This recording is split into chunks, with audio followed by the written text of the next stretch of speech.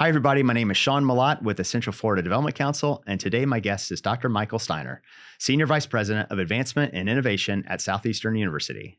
Dr. Steiner is also Professor of Strategic Management at the Janatides College of Business, Communications, and Leadership. As a member of the executive leadership team at SEU, he oversees and directs the university's advancement strategies and development of new initiatives. Additionally, he is the liaison for local, state, and federal representatives to support the university's mission and growth. Since joining the university in 2015, Dr. Steiner has held multiple leadership roles and holds a PhD in business psychology from the Chicago School of Professional Psychology. Welcome, Dr. Steiner, and thank you for sitting down with us today. Sean, thanks for having me today. So first off, could you tell us a little bit about Southeastern University? Absolutely, yeah. So we are a private liberal arts university, Lakeland, Florida, a faith-based Christian university. Our traditional campus, as we call it, is located right here in Central Florida, right in Lakeland. But we have a network of over 250 campuses globally. We like to say there's pretty much, the sun doesn't set on an SU student these days. And so we just hit our 11th straight record-breaking year of enrollment at 11,700 this past fall semester. And that has all been under the leadership of Dr. Ken Engel. And we love it. We offer everything from dual enrollment, AA degrees in trade, all the way up through PhD programs in leadership and education, and everything in between. And so you host a podcast with Dr. Engel, correct? I do. Mm-hmm. And how long have you been doing that? This is my Framework Leadership is our podcast. New episodes drop every single Monday, wherever you get your podcast. Little plug. Thanks for the opportunity there. And I've been co-hosting with him for 3 seasons now, but this is our 7th season we just launched. So super, super excited. And we interview a whole wide range of guests all around leadership topics and leadership development. We've had Ed Bastian from Delta. We've had Kathy Wood from ARC. We've had a host of senior leaders and officials, political leaders, church leaders, business leaders, everybody. And our whole goal is to get their leadership perspective. Do you have a favorite? Man, interviewing Kathy Wood was so fun. Yeah. And my favorite thing is we were talking about the stock impact of leadership. Okay. So they do Monte Carlo analysis on different stocks. We were talking about Tesla specifically, and where I was like, okay, how do you quantify Elon Musk's leadership of Tesla in your future stock evaluations? And it was a fascinating conversation, the way she kind of walked through and how they think about the different metrics that impact their from that part. It was great.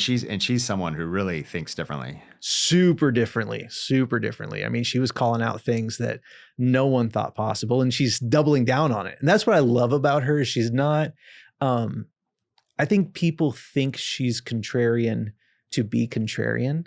But when we got to interview her and I got to talk to her off the screen, she actually believes what she's saying. Like, this isn't about sound bites. She has very concrete beliefs, and it all centers around, this was the one thing I loved about her, is this idea that innovation is how you solve problems.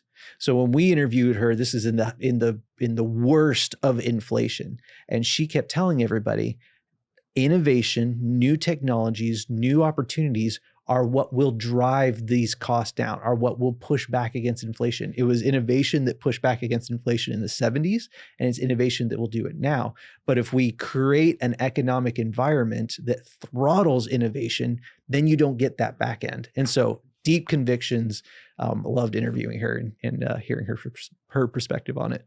Well, something that I've seen through Southeastern or witnessed is that Southeastern is really an innovator in the university space. Can you talk to me about that? How does Southeastern think about what's happening next in that world? Yeah, and it all comes from really everything rises and falls on leadership. And Dr. Engel's leadership philosophy is, what does a market need? And how can education conform itself to meet that need? Because education is the key for everything, right? You need education. Now, you don't always need a college degree. You don't always need a piece of paper, but you need someone to walk alongside you, help you steward your life in Dr. Engel's terms, and guide you into the direction that you want to be. So education is the solution for everything, but too often education demands that the market adapts to it. Too much in higher education, especially private higher education. We ask the market to change itself, send us its students, come here. And Dr. Engel's vision has been, no, we need to change ourselves to come to it. And so, one of our incredible initiatives that we launched in the last 2 years is trades. And so we're coming into private Christian liberal arts university. What are they doing in the trade sector? Well, we believe that we can come in, create an innovative way of doing trades, which we've done through, we're integrating online education trades, which no one has ever done before, right? And at trades, you got to go to a physical shop. Most of the time, it doesn't have air conditioning. You're in and out in 12 weeks and you pass a test and you move on. And we say, hey, there are 18 to 20-year-olds that trades is the answer for them. That's the career they need to be in. They can have incredible, successful careers, but that doesn't mean going to a 12-week mill factory. Let's meet them where they are in their community, give them this digital learning experience that's more holistic, more AA, but still plugged in right where they're at, and cultivate the whole person. So we're not just giving you the trade skill, we're actually preparing you for life. And so that's just one example of how we've conformed, we've adapted what we offer as a private education and meet the market. And I think the numbers speak for themselves. I mean, when you meet the market where it's at, the market always responds favorably to you. And are there specific trades that you've really tried to hone in on? Yeah. So right now we've got project management, construction management, electrical, HVAC, and plumbing. We're looking, I know right now we've got explorations into things like A&P airlines. So that would combine what we're doing with our pilot program training. We're exploring some partnerships there. There's potential for welding on the horizons, different things, and different trades, right, have different matrices and different things. And there's some trades that do really, really well in an online space. Some don't do as well. And we're figuring out that math. But what we know is that if we wait until we have it all figured out, we're never going to get to the market, and we're never going to be able to provide what the market needs. And so for us, it was, how can we get there now? And then how can we add on and develop and grow? And that's been kind of our approach this whole time. And it seems like a really great way to be able to connect students to opportunities. And maybe it's not completely developed in all ways, but it's an entry point for students to be able to connect, and probably employers to connect as well. Absolutely. Absolutely. And again, our AAs in trades in the 5 that I listed, those are ready to go. Those are deployed. And we've got employers that are hiring. We've got our first cohort of students going through the programs this fall semester. They're already lined up and they're moving on. And so it's one of those things to where it's growing, it's developing, it's blossoming. We've got, I think, 3 different of our extension sites are onboarding those programs as well. So that's in Central Florida, but then also growing from there on that part of it. And so lots of different opportunities we got pulling on from there. Fantastic. And so how did you personally find yourself in higher ed? Yeah, that's a great question. Okay. So I was never thought I was going to be a higher ed guy. I honestly, and this is, I think, typical of a lot of people coming out of Southeastern being a faith-based university. I thought I was going to go into full-time ministry. A lot of my peers did, and different stuff like that. And while going through my academic journey and my programs, and even all the way through my master's, I kind of discovered this passion for business, for strategic management, which honestly, as I reflect back, not super surprising. My dad was an entrepreneur in Lakeland. He had one of the largest janitorial maintenance businesses in Central Florida, serviced Publix for like 20 something years. And so kind of come from that line, that family, but I thought ministry was where I was going. But through my programs at Southeastern, discovered all these skills, this way of thinking and moving there. Also discovered a skill for government engagement and legislative work, and kind of a passion for politics. And so like a lot of us at Southeastern, before you have titles and roles and positions, you start filling in those needs and gaps, and it's all about filling those needs. And so I started filling those needs at Southeastern, doing policy writing, doing different things like that. That gave me the opportunity to step in as chief of staff for about 7 years for Dr. Engel. And during that time, I got into grant writing, some advancement work, some initial development. I was part of the team that got our first ever private foundation grant, $2.1 million, turned that into a total of $9 million over a 3-year period of different grants and foundations and stuff. And so it became a natural fit to slot into this advancement work that's now becoming kind of the forefront of our strategic plans moving forward. So my career has been there at Southeastern. Part of it is about who I am. And I've loved getting a front row seat to watching it grow and develop and become this really dynamic institution. And now we're the second fastest growing private liberal arts university in the nation. We're in the top 1% for social mobility, especially for first-time students, and getting to be see all those different innovations. It's been incredible.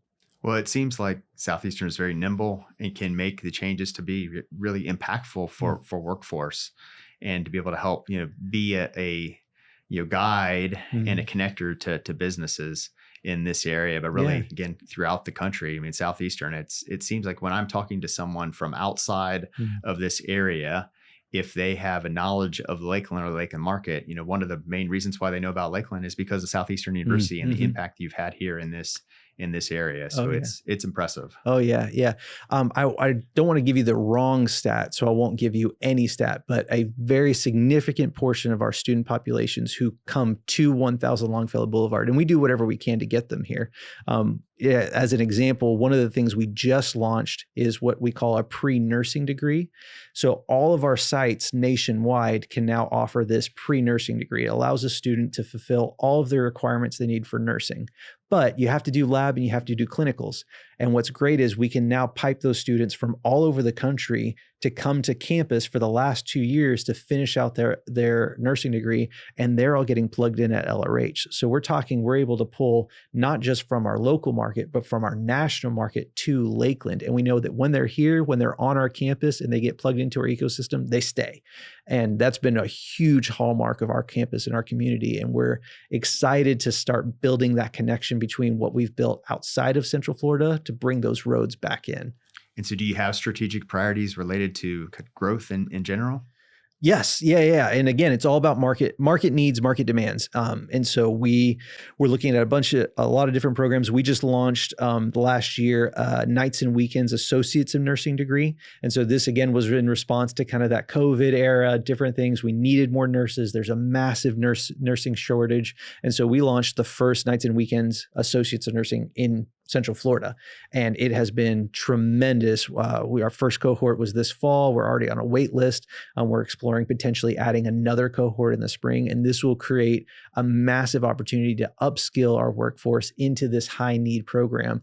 And they're getting piped in right into our local partners. And, LRH has been incredible to work with. They're gobbling up as many as they can take. And we know that that's only going to grow, right? As Orlando Health comes in, Advent Health, as all these different healthcare things, we've created a pipeline to service those organizations. So that's just one of the areas that we're really pushing the envelope on. That's fantastic. In healthcare, health sciences, again, such an important part of our economic kind of profile of our area. Our highest paid careers within the Central Florida Lakeland market are related to health sciences, to medical. So I mean, you're right there in that sweet spot. So again, appreciate that being a model for others. And what's cool about healthcare, I just saw an article come out that it's not only one of the biggest demanded industry sectors for our area, local, but also national. But on a national stage, it's also one of the type of programs that students want to study the most. So when they're surveying high school students and middle school students and asking what kind of career, this past year, healthcare finally shot to the top of the list in all of its, different things like that. And that's over and above what people used to say about coding and different things like that. Healthcare seems to be one of those degrees and industries that students want in, employers want to hire. There's plenty of demand. And so when you have beautiful community partnerships like we've been able to develop here in Central Florida, that's when you start seeing some real turnaround and change very, very quickly. Yeah, fantastic. So do you see other industries that you're interested in honing in on as well? Yeah, aviation, we launched this about 4.5 years ago. There's a massive pilot shortage. Everybody knows this, and everything that's been going on with our Lakeland Regional Airport, Lakeland Linder, has been incredible. And so we've got a fantastic program, another partner out there to get students hours, get them flying, get them into industry on that part of it. And so that's a huge workforce demand. The other thing that we're seeing is there's a huge need in our community for upskilling your middle management. And so we're in the process right now of redesigning our entire MBA curriculum to be a 10-month cohort style for Lakeland, Florida. And we're looking to hopefully launch that in this upcoming fall semester, but it'll be 10 months, get your MBA degree in And we've got different concentrations that you can go into after that, but that 10-month cohort style to upskill your middle management. And so we're tailoring this product based off of work that we've got. We've got partnerships from massive industries, oil and gas. We've got it from healthcare, different places like that. And so we're pulling the best from all of our partners nationwide into this new curriculum so that it can prepare that next generation of senior leadership for the companies here in Lakeland. And so we think that's going to be a huge need, not just for the workforce we have here in Lakeland, but we're also seeing that there's a massive international market that wants to come to Lakeland, get hired here, and that can be a vehicle to get them here in town. Excellent. And, one of the things that, again, love to see is when students start businesses and students start businesses that become successful in this area. Yeah. How does the university help, foster entrepreneurialism and innovation? Oh, yeah. So, we have a lot of different things. For us, it's all about partners. How do we come alongside a right partner who's already got something going on, something working that does well, and how can we plug that into our student body? So one of the things I was able to do is I was able to work with Christian Strawbridge over at Catapult to start a intro to 3D printing, intro to prototyping course. And that's been so fun to do. We run it once a year. And it's a great filled thing where students are coming in, learning all the different stuff that they have at the makerspace there at Catapult. So they've got a beautiful spot ready to go, and they're developing and they're learning and they're growing on that part. Another thing we've developed is through the Lift Institute on campus, which the Lift Institute is a specific research center that we've developed to do two things. Number one, teach financial literacy to elementary and middle school age students. And so we're developing curriculum around financial literacy specifically tailored to them where they can enjoy it, get into it, and develop it. And that's under the leadership of Sarah Beth Wyatt from the school board. And then the other thing it's doing is resourcing nonprofit leaders. So how can we help other nonprofit leaders that are doing entrepreneurship, doing great work in our community for our students? How can we empower them with volunteers? How can we empower them with curriculum development? All the different things that we go from there. And so for us at Southeastern, the best innovation is when there's an incredible partner. And so that's what we look for when we're trying to create new and exciting initiatives. Yeah, and Catapult's a wonderful resource in this community. So they're doing fantastic things there. Yeah. And so what do you see in higher ed overall? What kind of emerging trends do you foresee over the next 3 to 5 years? At the end of the day, high school students and their parents are savvier than they've ever been ever, right? Gone are the days of parents just sending kids out to college and saying, "Oh, I'll figure it out from there," whatever happens on that part of it. They're savvy. They know what they need to get in the workforce. They know what kind of degree programs they need. They've got it so mapped out and they're so formulated. And that puts a ton of pressure on us as educators, good pressure, real pressure that I don't think our industry has had to say, hey, am I really giving a student the right education they need to properly step in the workforce? Higher education has never really been held accountable to that. And now they are. The market is being held accountable to that. And so for us, it's what does the workforce need? But not just what does the workforce need, but what are students looking for? And how can we meet those two things where a student's saying, I want these kind of degrees, I want this kind of experience, and the employers are saying, I need this kind of person and I need these kind of skills. And how can we bridge those two gaps to create a seamless pipeline? When we do that well, everything else rises and everything else grows up and moves up from there. And so that pressure is going to continue. That's going to continue to grow. The places that are doing the best are the ones that are doing it hand in hand with their local communities, right? The ones that are integrated, talking to employers, talking to businesses, even down to the small businesses and saying, hey, how can we go from there? So that's good. That's all that kind of stuff. Graduate degree programs are going to matter more than ever, especially depending on which way the economy goes with different stuff like that. Supposedly we're past the recession warning signs. Maybe that's why they're dialing things back and trying to save it from there. Who knows? What we always know is that if you do go into a recession, people look to be upskilled. And so higher education that can offer good programs, not long ones, right? Not all that kind of stuff, but tailored market programs are going to thrive really, really well. And then, and those are the two things that I think is going from there. And I think a lot of the third one really is a lot of higher education institutes are going to have to rethink about their relationships with the federal government.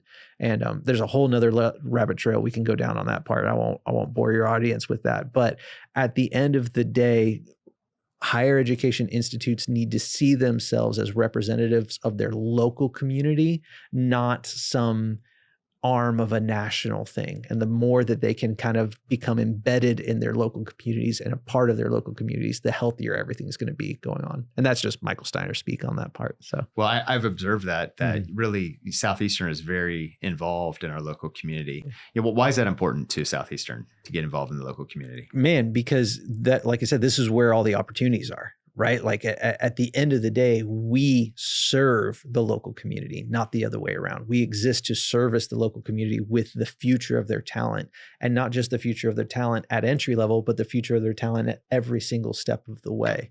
And what I think we're observing, especially the last little bit, is because higher ed hasn't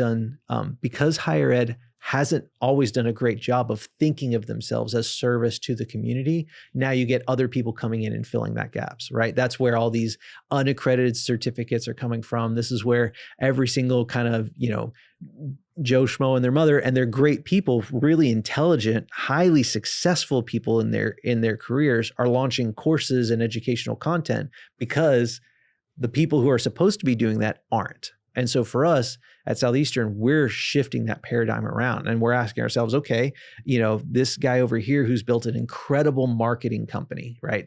World famous, has done all these amazing things, has accomplished all this kind of stuff, has incredible content to share about marketing, stuff that would take your middle management to the next level. Well, rather than having that guy go and make his own marketing course that is not accredited and isn't part of anything, let's just tap him as the expert. Who cares what degrees he's got? And let's pull him into our ecosystem. We'll wrap the accreditation stuff around it so it maintains that quality. But that partnership allows us to develop a whole new kind of product. And that only comes when you're connected into a local community. And so that's why it's so important for us. Well, again, the university does that very well. Thank you. So when we're out talking to employers, one of the things that we constantly hear again, or on a regular basis, is about soft skills. And how do you foster soft skills into your student population? Yeah. So for us, it's all about the experience moments, right? And so what we've learned is that if the only time that you teach a soft skill is in a PowerPoint presentation, you're not getting it across the board. And so under the leadership of Dr. Ken Engel, and then under our current provost, Megan Griffin, we have overhauled our entire undergraduate format. And so what that means is we now offer all of our undergraduate degrees pretty much at 120 credit hours, which is the minimum that our accreditors say you have to do in order to get that. That's a big deal because in a lot of higher education institutes, and Southeastern was no different, you get what's called credit creep. So you get undergraduate degrees that grow beyond 120 credit hours to 130, 140, 150. And those are great classes. There's nothing wrong with those courses, but they're not getting students into the workforce, and they're not teaching them what the workforce needs, which is those soft skills. And so what we did is we went down to 120 credit hours, and we created a whole new core where students get credit for working, for experience. And this is something we partnered at our extension site network first, and now have brought to our main campus with every degree. That means instead of electives where you're taking, tap dance and scuba diving, which are great classes, and if a student loves those, I'm not saying those, but how much better would it be for you to go to work, start getting into the workforce, get some experiences, right? Start bumping people, learning how to actually work for people in a real setting, and then getting feedback from your professor in real life, that mentorship. And let's give you credit for that. And let's not force you to do that during the summertime. Let's have you actually do that as a part of your core here on campus. And so for us, it's that mentorship, it's that practical experience that you can't replicate sitting in a classroom. And so now that's standard for all of our undergraduate degree programs, no matter where you are, is that students have to go and get this practicum work and this practicum experience. And we've got a lot of different partners in the city that are starting to get those. I would say if you are listening to this podcast and you're very interested in getting students at a extremely reduced labor. And again, you're getting students, but if you want to be part of that experience that a student has, reach out to us. We would love to talk to you. For us, it's how many employers can we connect with, because we've got the pipeline, we've got the students, they're ready to go. And we know that when we can put a professor with a student with a business owner, that's where those soft skills are going to really grow and develop. And so how does a business reach out to Southeastern? Who would they connect with? Yeah, you can reach out to me, M.A. Steiner at Southeastern University. You can also reach out to Sylvia Blackman-Roberts. If you know Sylvia Blackman-Roberts, and pretty much everybody listening to this podcast is going to know who she is, reach out to her. She knows where they're at. Between the two of us, we'll get you plugged in exactly where we need to go. We'll assess what kind of skills you need, what kind of labor you're looking for, and we'll start getting you the pipeline and growing from there. And then how would the community, or how is it best for the community to be able to support Southeastern? Yeah, again, keep hiring our students, man. Keep giving those opportunities for them to come in, to grow, and keep growing in advancement. I believe we have some of the best students in the county, and that's saying a lot because there's some really incredible universities here who also have really fantastic students. But keep creating those opportunities. And what I'd ask you to do if you're a business owner is, before you start hitting up that headhunter, before you start, pressing things on LinkedIn and going from there and looking from elsewhere, call us. We probably have someone ready to go for you. Or call us if you've got someone that you want to take to the next level, but you don't know how to get them there. Send them our way and we'll help you get them there. And so we want to be that talent partner for the community, for the business community in Lakeland. So think about us before you go out of the county. Well, I think that's, again, a great place to be able to connect. And, Southeastern is just a wonderful resource. I mean, the companies that we've heard from have had great experience. We have a Southeastern student as one of our teammates as well. She's wonderful. Again, very happy with the quality of your students. So we see them interacting interacting with our community, throughout the area. And again, it's impressive. They do again, great connection to the community. Central Florida, Polk County specifically, is so primed for massive growth and for the kind of companies that we envision here. We've got the talent, we've got the pipeline. Between all of us, there's not a program that we don't have covered that we can't get a student upskilled for. And so I think we've got everything here that a company could hope for. And I think the incredible work that the Central Florida Development Council has done only is proving that and showing that. And the opportunities you guys are making make our jobs easier. It's easy for us to recruit students because of the incredible community that we made. So thank you guys for creating a wonderful place for us to do education. Well, it's wonderful that there's many business support organizations out there, throughout the community, throughout Polk County, to really, help businesses be successful. And we all want the same thing, which is economic prosperity for the area. So I really appreciate you being with us here today. And are there any questions or anything that I didn't ask you that I should have asked to share, or anything else you'd like to share with us today? No, I mean, I think we've covered it. And I think that there's, as you guys grow and develop, I think there's a lot of conversations that we're going to have about the future of this area, what that means. Yeah, we're kind of on the verge of many great things. So again, we're in an area that's evolving, but it continues to get better and better. Well, again, we appreciate Southeastern being integral to that success. So thank you for joining us today. Thanks for having me.